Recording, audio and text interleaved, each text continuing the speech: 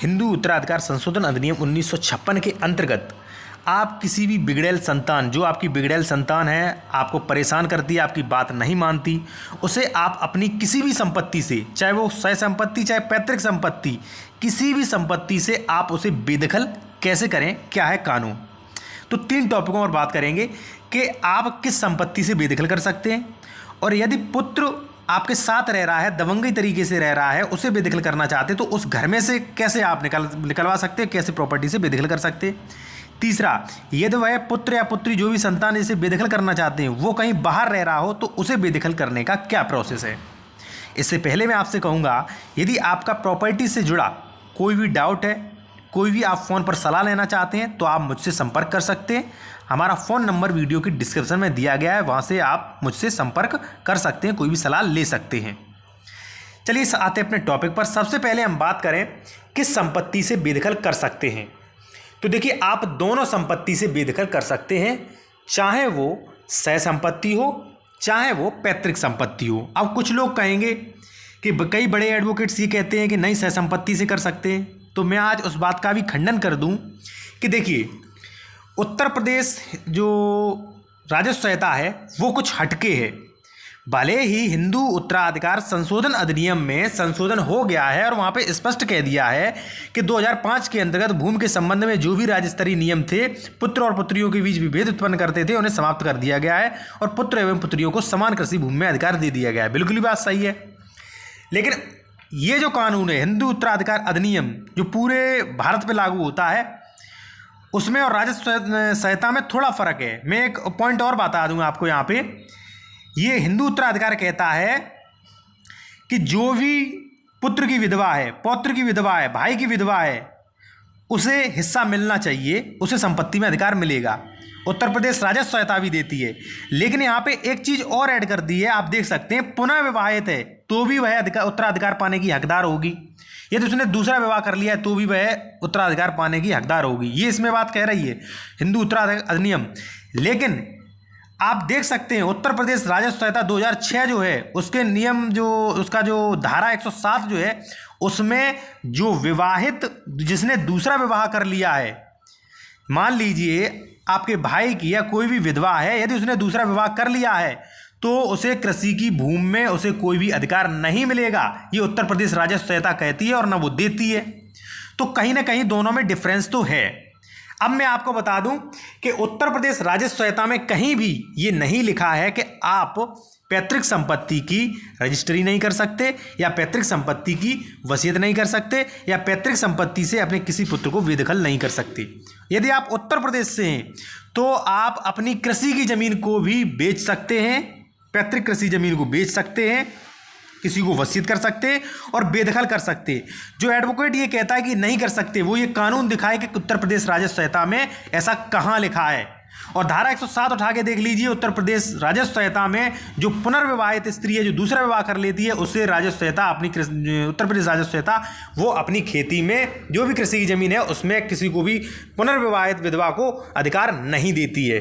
तो इसी प्रकार उत्तर प्रदेश राजस्व संहिता के अनुसार कहीं भी ये उत्तर प्रदेश राजस्व संहिता में ये मेंशन नहीं है कि आप सह संपत्ति से रजिस्ट्री कर सकते हैं, या आप जो पैतृक संपत्ति है उसकी रजिस्ट्री नहीं कर सकते। कहीं भी मेंशन नहीं है, तो आप उत्तर प्रदेश से तो कर सकते हैं। यदि आप उत्तर प्रदेश से नहीं हैं तो वहाँ की स्थानीय विधियाँ जो हैं वो न देखें, फिर भी आप सह संपत्ति से आंख बंद करके अपने बिगड़ैल संतान को, अपने बिगड़ैल पुत्र को बेदखल कर सकते हैं। सह संपत्ति से 100% कर सकते हैं। लेकिन उत्तर प्रदेश से आप हैं तो मैं आपको कानून बता रहा हूँ, धारा 107 जो है वो कहीं ना कहीं उत्तर प्रदेश जो राजस्व संहिता है और हिंदू उत्तराधिकार अधिनियम है, उनमें दोनों में डिफरेंस बहुत बड़ा है। ठीक है, अब बात करें भाई कैसे बेदखल कर सकते हैं। जो पुत्र एक घर में रह रहा हो उसे कैसे बेदखल करें। तो देखिए, उसे बेदखल करने के लिए सबसे पहले, यदि मान ली दूसरा पुत्र है या किसी के नाम आप वसीयत करते हैं, तो उसके नाम आप पूरी संपत्ति की वसीयत कर सकते हैं कि मैं फलां व्यक्ति को अपनी पूरी संपत्ति दे रहा हूं और मैं अपने बिगड़ैल पुत्र जो उसका नाम हो उसका नाम लिखिए, और क्यों आप उसे बेदखल करते हैं या क्यों ये संपत्ति आपने दूसरे के नाम वसीयत की वो भी लिखिए कि वो मुझे मारता पीटता है, मेरी बात नहीं मानता, इसलिए मैं उससे परेशान होकर उसे बेदखल कर सकता हूँ। कारण अवश्य मेंशन करें, वरना वसीयत जो है वो संदेहपूर्ण होती है। ठीक है, तो कारण भी आपको मेंशन करना है। आपको कुछ नहीं करना, आपको रजिस्ट्री ऑफिस जाना है, जिसे भी आप चाहते हैं उसके नाम पूरी ज़मीन की वसीयत करना है और आपको कारण देना है मैं इसे इसलिए बेदखल कर रहा हूँ। ठीक है, अब वो आपके घर में रह रहा हो तो घर से कैसे निकालेंगे? तो घर से निकालने के लिए आपको एडवोकेट द्वारा एक लीगल नोटिस भेजना है कि भाई आप 30 दिन के अंदर घर खाली कर दें। यदि वो नहीं करता है तो आप सिविल न्यायालय जाएं, वहाँ पे उसके खिलाफ सूट फाइल करें। कुछ ही दिनों में न्यायालय आदेश देगा कि इस व्यक्ति को घर से निकाल दिया जाए। वही आदेश आप पुलिस प्रशासन को दें, पुलिस प्रशासन उसे जबरन घसीट कर घर से बाहर कर देगा। ठीक है भाई, और आप जैसे ही उसे बेदखल करते हैं आपको एक न्यूज़पेपर में ये सूचना देनी है, सार्वजनिक सूचना, कि मैंने अपने पुत्र को इस कारण से अपनी पूरी संपत्ति, पूरी जायदाद से, अपनी ज़िंदगी से उसे बेदखल कर दिया है। कारण सहित बताएं। और यदि मान लीजिए पुत्र जो है, पुत्र पुत्री जिसे आप बेदखल करना चाहते हैं वो कहीं बाहर रह रहा हो तो आप उसे कैसे बेदखल करें, उसके लिए भी सेम प्रोसेस है कि आप जो भी आपकी रजिस्ट्री ऑफिस हो, नज़दीकी रजिस्ट्री ऑफिस, रजिस्ट्री कार्यालय आपकी सीमा में, वहाँ आप जाएं और जिसे भी आप अपनी संपत्ति पूरी देना चाहते हैं उसे दें, या नहीं देना चाहते हैं तो एक दखलनामा तैयार करें। अच्छी तरह लिखा लें, पूरी भाषा लिखवाएं उस पर कि मैं जो है अपनी संपत्ति से, जो भी हमारी कृषि की संपत्ति है, जो भी सह संपत्ति, जो भी पैतृक संपत्ति है, मैं अपने पुत्र को, फलाने पुत्र का नाम, पिता का नाम और उम्र और पता, इसको बेदखल करता हूं क्योंकि यह मुझे परेशान करता है या बाहर रहता है, मेरी सेवा नहीं करता है। ठीक है, कारण दर्शा के आप जो है दखलनामा रजिस्टर्ड करा दें कि मैंने इस व्यक्ति को बेदखल कर दिया अपने पुत्र को।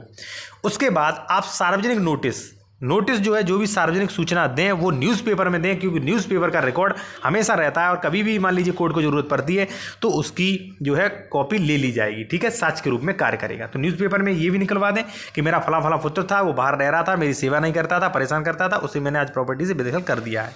ठीक है, और सबसे महत्वपूर्ण बात, उसे उसके पते पर, जहाँ भी वो बाहर रह रहा है उसके पते पर नोटिस भेजें कि आपको मैंने पूरी संपत्ति से, फलानी फलानी संपत्ति से इन कारणों से बेदखल कर दिया है। आप चाहें तो एक दो बार नोटिस भी भेज सकती है, क्योंकि अगर वो भविष्य में उसने केस किया आपके मरने के बाद तो वो नोटिस इस बात का गवाही होंगे कि आपको सूचना भी की गई थी लेकिन आपने सुना नहीं, क्योंकि आपने नोटिस भी भेजे, आपने अखबार में सार्वजनिक सूचना भी करवाई थी और आपने दखलनामा रजिस्ट्री भी कराया। तो रजिस्ट्री जो चीज़ होती है वो बहुत मजबूत होती है।